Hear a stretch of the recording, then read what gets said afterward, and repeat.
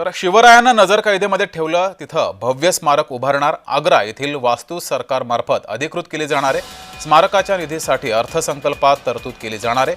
मुख्यमंत्री देवेंद्र फडणवीस यांनी हे आश्वासन दिले आहे। छत्रपती शिवाजी महाराजांच्या जयंतीला 395 वर्ष पूर्ण झाली, त्यानिमित्तानं आग्रा येथे आयोजित करण्यात आलेल्या कार्यक्रमात मुख्यमंत्री देवेंद्र फडणवीस यांनी हे आश्वासन दिले।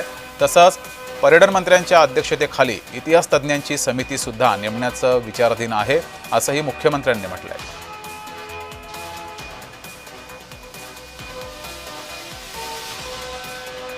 तर आपल्यासोबत अजिंक्य देवगिरी प्रतिष्ठानचे अध्यक्ष विनोद पाटील हे जोडलेले आहेत। विनोदजी, मुख्यमंत्र्यांनी हे आश्वासन दिलेलं आहे, किती आश्वासक आहे आणि किती महत्त्वाचं आहे आपल्यासाठी, छत्रपती शिवाजी महाराज यांच्या सर्व चाहत्यांसाठी? निश्चित आम्ही राज्य सरकारचे व विशेषतः मुख्यमंत्री महोदयांचे आभार मानले।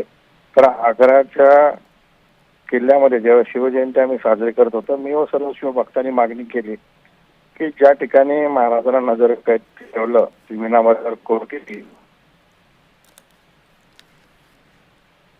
विनोद पाटील यांचा आवाज पोहोचत नाही, मात्र धन्यवाद विनोद पाटीलजी दिलेल्या प्रतिक्रियेबद्दल।